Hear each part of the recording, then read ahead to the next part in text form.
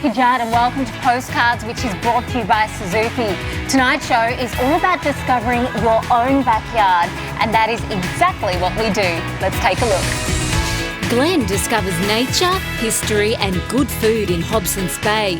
Shane samples the best of what's on offer in the city of Moreland. Brody has fun at Watermark along with some other great spots in Banyule, while you'll catch me sampling many of the delights that the City of Stonington has to offer.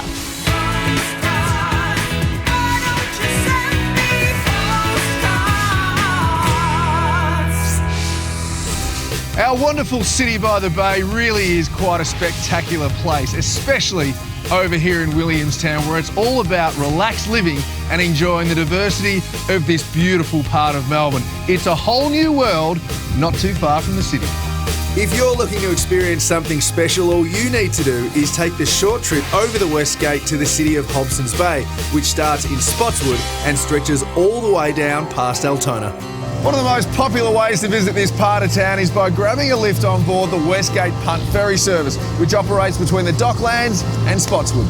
The ferry service operates for a couple of hours each morning and afternoon on weekdays and all day on weekends. Whether you arrive on the ferry or by car, the first suburbs you'll find are Spotswood and Newport, where you can cruise along the water and take in the natural wonders of the area, or head to the Substation.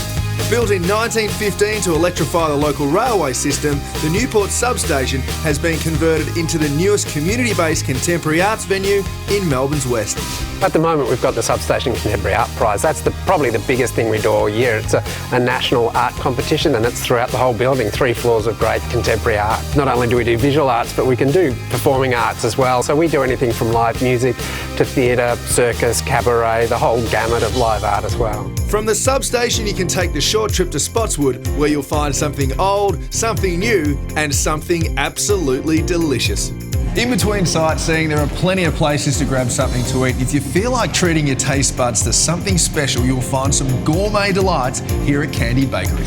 Candied Bakery is an Aussie bakery with an American twist, and this is your one-stop shop for great coffee and a whole range of sweet and savoury delights that include freshly baked organic breads, croissants, fruit buns, lamingtons, custard donuts, pies and their mouth-watering red velvet cake, just to name a few. Once you've had something to eat, you can head into Williamstown and take in the sights on one of their guided walking tours. We run guided history tours by day and for the more brave, ghost tours by night. And what can people see on the tours? Well, we take people back in time to old Williamstown. So Williamstown's named after King William the Sailor King and was the original capital of Victoria, whereas Melbourne's only named after a Prime Minister, so we're quite proud of that. And we point out a lot of heritage buildings. We also show people some of the historic sites and locations. With a strong maritime history in the area, the walks include the Marina, Seaworks Museum, the Williamstown Lighthouse and Time Ball Tower, which is one of only 5 Time Ball towers still in operation in the world. You'll also find various artworks scattered along the Hobsons Bay Coastal Trail, which stretches for 23 kilometres from under the West Gate to Altona, with the 2 must-see spots, the Williamstown Botanic Gardens and the 100 Steps to Federation at Truganina Park. But as part of her Lantern Ghost Tours, Jackie has organised something special. So this is the place people are dying to get into, the old Williamstown morgue. It's also the oldest morgue in Victoria, and originally they used to hang the bodies from the rafters, and they had one little autopsy table lying here to actually perform the inquests. This is really spooky. I'm actually starting to get scared. Well, if you want to, you can join us on a nighttime ghost tour. It's quite creepy at nighttime. We hear all sorts of sounds. We've even seen apparitions. The morgue is just one of the stops on the ghost tour and it's definitely spooky, but it's all just part of the fun when you visit this great area. Well, it's goodbye from me and from whoever else is here, so good night. For more information on everything that's happening around Williamstown, check out visithobsonsbay.com.au, and for more details on things to see or do around Melbourne, go to the Discover Your Own Backyard website, dyob.com.au, or their Facebook page. Budburst Wine and Food Festival is on next weekend, so be sure to make the trip to the Macedon Ranges wine region to enjoy a picturesque weekend of wine tasting, delicious food and live music. And Santa is now in residence at Maya Melbourne in his very special Christmas village. So why not take the family to visit Santaland and have a photo and post your Christmas wish list direct to the North Pole. Having recently celebrated its first birthday, Watermark is Banyule City Council's $42 million splashtastic multi-activity centre. Time for this Little Mermaid to have some aqua adventures. Located on Flintoff Street in Greensborough, Watermark is the largest aquatic and leisure facility in the northern region of Victoria. Some of its long list of facilities include a health club, 50-metre indoor pool, learn-to-swim pool, toddler play pool and a huge zero-depth area and water adventure playground. It comes complete with water sprays, fountains and waterfalls that are sure to leave you stoked and soaked. The biggest attraction by far are their two mammoth water slides. This is Pipeline, which is guaranteed to provide some thrills and spills. Here we go.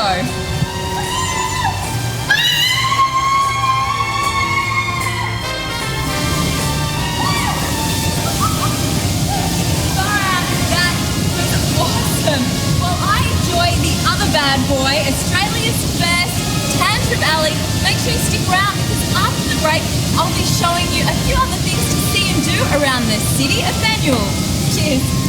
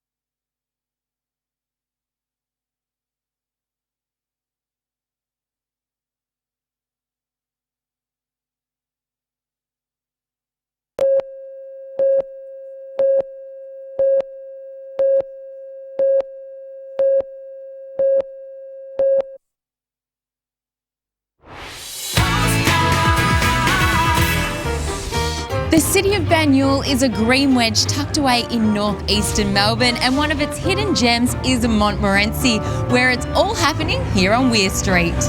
Located between 7 and 21 kilometres from the city, Banyule is bordered by the Eastern Freeway to the south and the Metropolitan Ring Road to the north. With cute cafes, boutique shops and other specialty stores, Monty, as the locals call it, has a quaint village vibe. Local artists have collaborated in creating Monty's colourful streetscape.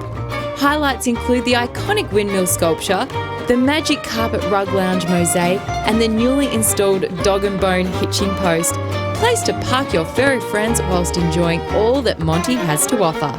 Another favourite hub in Banyule is Ivanhoe, and the jewel in its crown is this historic Art Deco building behind me, the Ivanhoe Centre, which has played host to many gala events since it was built in 1937. There are restaurants galore on the Upper Heidelberg Road Strip, as well as several fashion boutiques that specialise in clothes, shoes and accessories from local and international designers. For fresh flowers, it's hard to go past Jacqueline Roma Floral Design for its sweet scents and pretty petals. Jackie, I absolutely love your store. It's stunning. Can you tell me a bit about your style? Thank you. Yeah, it's very natural and earthy and quite organic. We just like to use the most seasonal flowers that we get throughout the year, so it's ever changing. You never know what the shop's going to look like from week to week. One of the best parks in the area is Banyule Flats Reserve and Billabong. With kilometres of manicured walking tracks, there is no shortage of spots for a stroll, run or ride. So Chris, Banyule Flats is one of the largest and most intact wetlands in Melbourne. Can you tell me a bit about the highlights of the park? Yeah, sure. So Banyule Flats is made up of a series of wetlands. We're actually standing in the swampland at the moment. It also has a billabong and some ephemeral wetlands that run to the Yarra River. Some of the birds of the area, we've had about 156 species have been spotted over the years. And Terry, there's a bit of historical significance in the park as well, isn't there? It's got a rich history. In particular, Banyule Homestead was built back in the mid-1800s by Joseph Horden. It was also used as an artist's residence for the early Heidelberg School. Some of those drew upon this landscape for some of their early paintings. After working up an appetite, go where in-the-know locals go, Miss Marie in Rosanna. Decked out with recycled timber tables and old schoolroom chairs, this cool cafe certainly has coffee cred, serving 5 Senses Dark Horse blend. When it comes to food, their all-day breakfast menu is the star attraction, with smashed avocado, zucchini, pea and mint fritters, and wholemeal pancakes leading the pack in the popular dish steaks. Miss Marie may be just beyond your usual circle of regularly visited cafes, but it, like everything else in the city of Banyule, is certainly worth visiting sometime soon, especially when there's food like this to write home about. To find out more on places to eat and shop in and around Montmorency and Ivanhoe, go to the websites on screen now. Hours and prices for Watermark can be found online, and for more details on things to see and do in Banyule and Melbourne, check out the Discover Your Own Backyard website, dyob.com.au, or their Facebook page. You can't get much more multicultural than the City of Moreland, and Mediterranean Wholesalers on Sydney Road in Brunswick is where those in the know go for all things Italian. You don't have to be an Italian nonna to appreciate the amazing range of Italian food here at Mediterranean Wholesalers, a family business which has been going strong since the late 1950s. The excellent full-service deli counter is loaded with all manner of meats and authentic Italian regional cheeses, and there's even a wine shop, a bakery and a cafe. Make sure you join me after the break when we'll meet up with some of the area's most interesting locals. And I'll have another cake.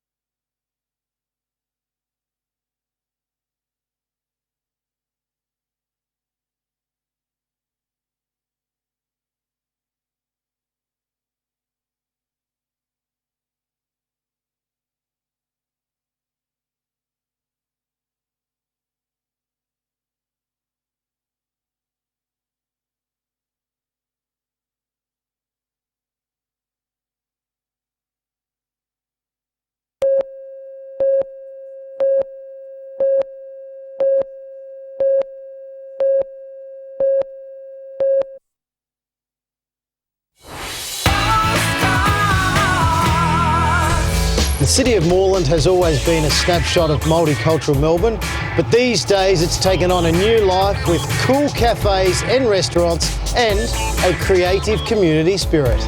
Moreland is one of our most heavily populated areas, and it's bordered by Moonee Ponds Creek to the west, Mary Creek to the east, Park Street to the south, and the Western Ring Road to the north. Brunswick has become one of Melbourne's most exciting creative heartlands, so I've asked art curator Jane O'Neill to show me some of the galleries and public artworks. This is Sparta Place. It's a lovely little nook just across the road from Mediterranean Wholesalers. Lots of local businesses here, cafes, as well as public artwork. This is a commission by the council. It's by Louise Laverack. It's a celebration of the strong traditions of migrant cookery in the area, and so that's why you see all of these pots and pans. Next, we made our way to Mr. Kitley, which is tucked up on the first floor above a shop in Sydney Road. Inside, there's a gallery space as well as a shop which stocks ceramics and contemporary jewellery. This is Mr. Kitley. It's run by Bree Claffey, and it has rotating exhibitions by Australian and international artists. as well as a really interesting boutique here with items that have an emphasis on materials. So you have wooden plates, tin cups, all sorts of really unique handcrafted items. And there's also a really interesting range of indoor plants with unique containers here. The Brunswick end of Lygon Street has not lost sight of its industrial past, and beyond this simple red door is a chocolate factory called Monsieur Truff. They make chocolate from scratch here, roasting the beans, then grinding them to make liquor, which eventually becomes chocolate as we know it. From there, the chocolatiers get to work on their magical creations, melting, moulding, tempering and sculpting the chocolate into bonbons and bars alike. And for those after something savoury to go with their sweets, the factory shares its space with a cafe called East Elevation. As you would expect, they make a mean hot chocolate here. It's made from solid chocolate pieces that are melted into the steaming milk to create the richest and most luxurious hot chocolate drink you have ever had. Oh. And for Middle Eastern flavours that are moving with the times, Rumi offers a fresh take on Arabic cuisine in a simple yet stylishly decorated restaurant. Owner chef Joseph Aboud uses ingredients and flavours of his Lebanese background, but with clever reinterpretations and beautiful presentations. You've got your starters over here, which would be, these are cheese-filled cigars, and a labna, which is a strained yogurt dip. And then we might go to some barbecue, like the barbecued quail here. And then probably to finish, we'd go for something like this slow-cooked lamb shoulder with a sweet and sour mint sauce. Well done, you've done a terrific job, and I can't wait to dig in. Probably time to eat. If you'd like more information about any of the places we've visited in this story, then here are the details. And for more things to see and do in Melbourne, check out the Discover Your Own Backyard website, dyob.com.au, or their Facebook page. Today, one Postcards viewer will be winning a memorable experience with 2 A-reserved tickets to see Paul Hogan's An Evening with Hogs at the Princess Theatre, including a signed program plus overnight accommodation at the Park Hyatt Melbourne. To be in the draw, simply call 1902 554 992 or SMS 199 54992 with your name, address and daytime phone number before midday Tuesday. And tune in next time to see if you've won. So, dial now and best of luck. Zumbo's is the hottest patisserie in South Yarra right now. So hot, in fact, that at its recent opening, some fans turned up at 5 a.m. to ensure they wouldn't miss out. Now, that is pure dedication. You'll find the brainchild of famous Sydney patissier Adriano Zumbo on Claremont Street, which has established itself as a foodie's destination. Now today I'm taking home some of these zonuts, and they're Adriano's take on the famous New York cronut, which is a cross between a croissant and a donut, and that sounds like heaven to a pregnant lady. Now make sure you join me after the break, because I'm going to give you a tour of the City of Stonington.